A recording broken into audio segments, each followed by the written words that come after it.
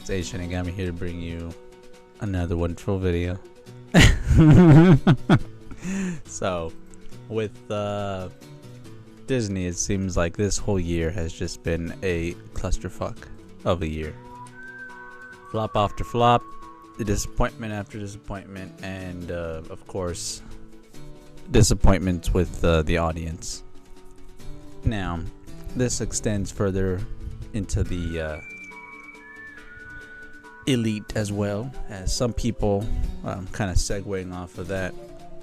Bob Iger has made many people upset. Bob Iger doesn't like to take blame for a lot of things, right? But one thing that he has done is taken his motto and basically tried to scare Elon Musk into bending to the knee. Didn't really work in this case, and unfortunately for him, it ended up backfiring, right? So, if anything, let's just start off with that real quick. There was all of the criticism. There was advertisers leaving. We talked to Bob Iger I hope today. they stop. You hope? Don't advertise. You don't want them to advertise? No. What do you mean? If somebody's going to try to blackmail me with advertising, blackmail me with money, go yourself. But Go yourself. Is that clear? I hope it is. Hey, Bob.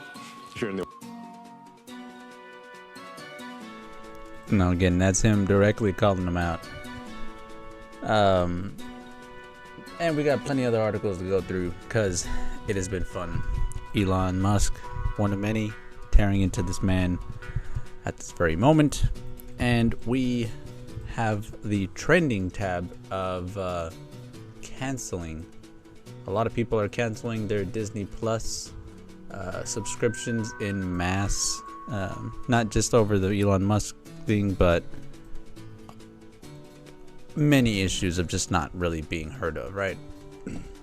And meanwhile, you have stuff like Godzilla -1, a movie taking place in Japan with original audio from there, no fucking around with from Hollywood.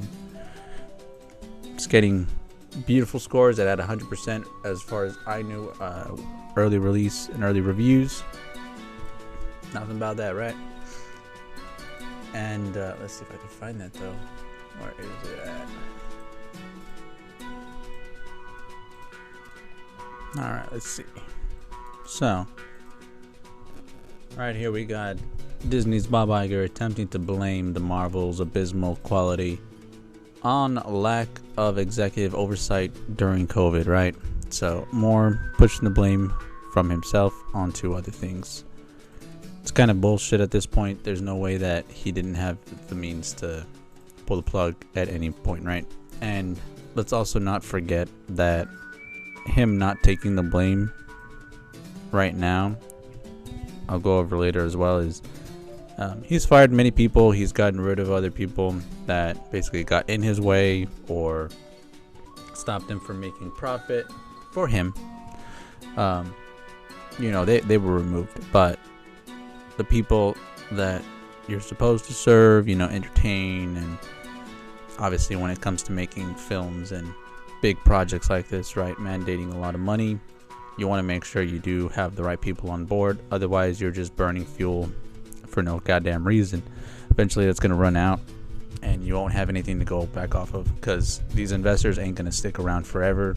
I know you got Nelson Peltz, one of the few people that's also trying to make a change in Disney.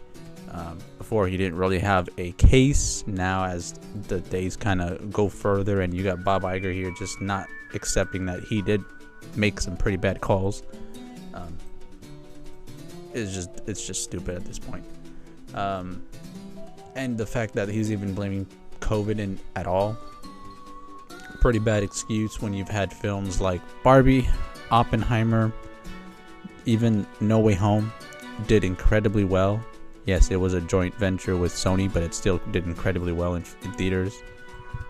There were films during the pandemic that did well. So the whole excuse of, oh well, we just couldn't be there on on set. Well, maybe if you also actually let your people be creative, have the vision that works for the character, don't put in certain elements that don't fit, maybe that would work a little better for your films, instead of trying to pass blame of, hey, this person's racist, or this person's homophobic, or they're transphobic. That's all we've ever been seeing, and as the most recent blame being that there was no executive oversight. That's pretty bullshit. A lot of people are seeing right through it, though, as again, like I said, fucking Elon Musk called them out on a different excuse there, but they were also at the same venue, mind you. Some here I want to go over was notably the first time the responsibility for Marvel's current quality spiral had been blamed on the executive team was around the She-Hulk, and they were, of course, at that time it was also going to be a completely different story.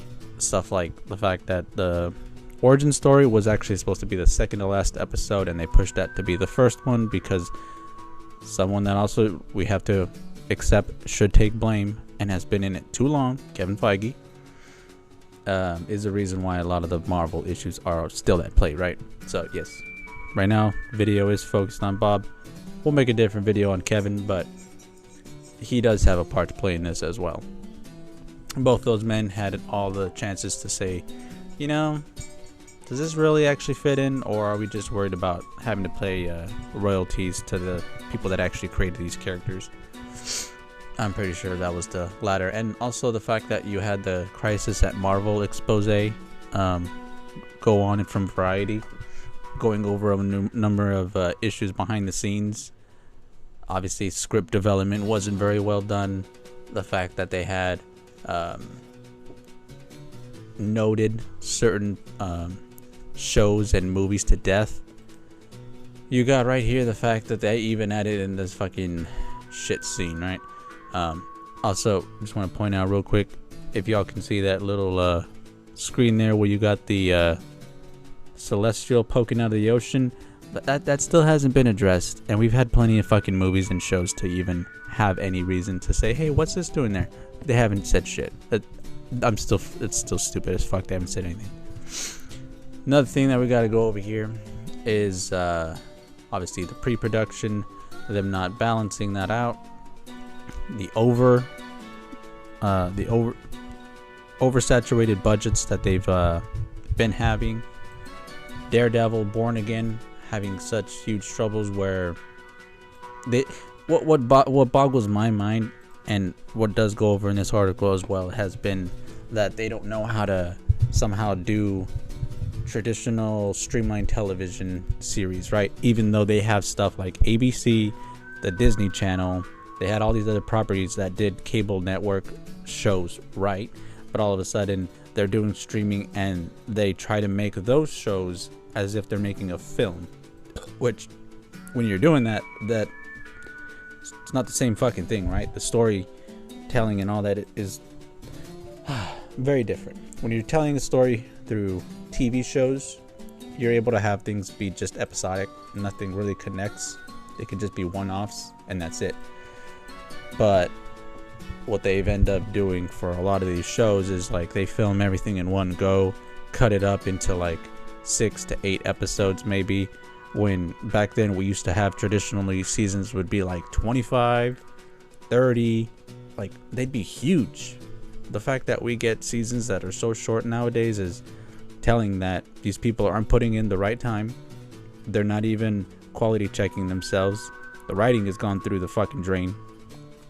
The fact that they've lost as many people that they did for Punisher or Daredevil. So the reason I'm saying Punisher is because they got the people from Netflix's Punisher, Dario Scardape, and director duo Justin Benson and Aaron Moorhead from Synchronic. Don't know what that is, but if they don't let these people actually have some kind of creative vision inputted into it, and if they just rely on formulaic stuff they've been going on, hey, here's some cheesy humor that we're going to put in at a wrong time, instead of letting a emotional moment sit and linger, they're probably going to ruin it, right? Finally, before we end that, I just wanted to point out, like I said, he was over here saying that the people are not being realistic with the strike, even though there were plenty of people saying, hey, we just want to end this strike early, and they didn't want to. Oh yeah, scroll down here real quick. Also, the fact that this man is approximately gonna earn 27 million in 2023 is pretty sad. Mind you, he fired a lot of fucking people just to even gain that cash, right? So just take note. It's pretty good though, seeing a lot more people finally opening their eyes that Bob Iger and a lot of these people, the rot within Disney is deep. You need a whole fucking wipe out the whole 90% of the staff at this point, because there is no way you're gonna get any realistic change that's noticeable at this point. Otherwise, we're gonna get stuff like Morbius, right? Or I guess Morbius looks pretty good at this point. When that film came out earlier this year, we were like joking pretty bad about it. The fact that actually did better than the Marvels, or might do better. Sorry, I got to put that in there because obviously the Marvel is still in theaters. We'll see how that works.